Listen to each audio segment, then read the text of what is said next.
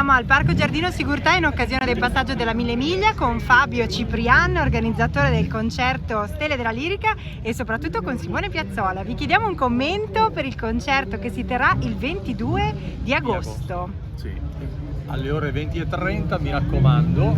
Questa è la 12ª edizione che ospita qui all'interno del parco, anzi approfitto anche per ringraziare i proprietari, Magda e Giuseppe Sigurtà.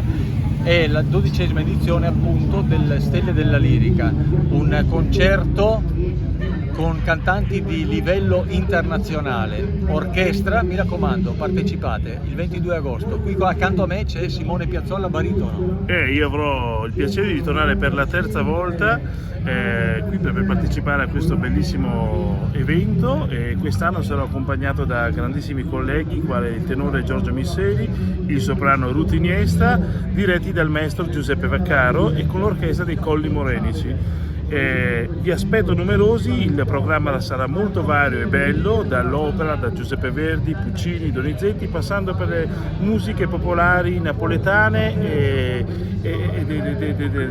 del mondo, insomma, per divertirsi. Ecco. Non vediamo l'ora di potervi ascoltare. Posso? Certo! Allora, per la biglietteria fate riferimento alla Proloco di Valeggio sul Mincio al numero 045 7951 880. Grazie Fabio, lasceremo Ok. tutti i dettagli sotto questo video. Grazie mille. Grazie. Grazie a voi.